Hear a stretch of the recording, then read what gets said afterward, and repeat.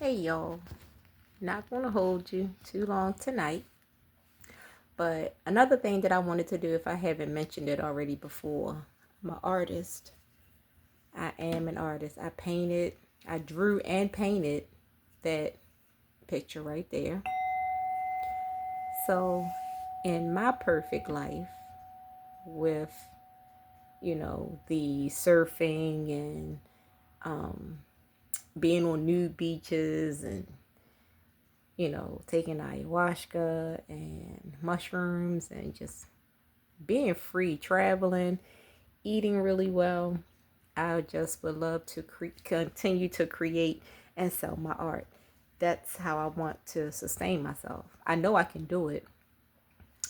Um, in my retrospective, I'm going to share some of the things that I've done over the last 10 years of my life.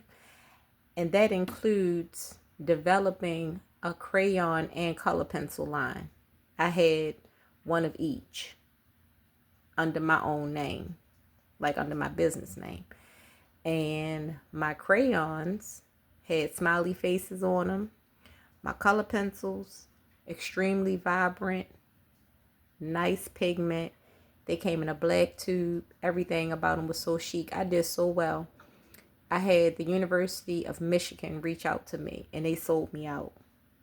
So, I know that I can do it. I needed a platform because advertising on social media, like regular with TikTok and Instagram, Facebook and stuff like that, to me, it's not good because people want to see the entire process of you creating a painting. I'm talking about from you buying the canvas. You gotta drive to the store, you gotta buy the canvas, you bring it home, you open the canvas, you gotta trace on the canvas or, freestyle paint. I trace first because I need to make sure that all of my pieces and parts are in the right areas and they the right sizes, right? They want you to put out the entire process and then they still don't buy. To me, that doesn't make a whole lot of sense, right? So I needed something a little less hectic. And I started following this guy on YouTube, and he had a brilliant idea, and he has sold a bunch of paintings as pretty much like a ghost. You just put your product up and you let the people buy it. And it's not his website or anything. So I said, oh, it's eBay. So I said, oh, well, let me try it. I already had an eBay account. So we're going to see what happens. I am going to definitely try it to see what happens because I really need this to be part of my life. I love art. I can do art all day, every day. I sit in my kitchen and I just draw and sketch and research, find references. That was a lot of my problem too. Like I'm making things and I'm not your the best drawer, I guess you could say. But I drew this, you know. And this was kind of sort of this mutated from a reference that I saw.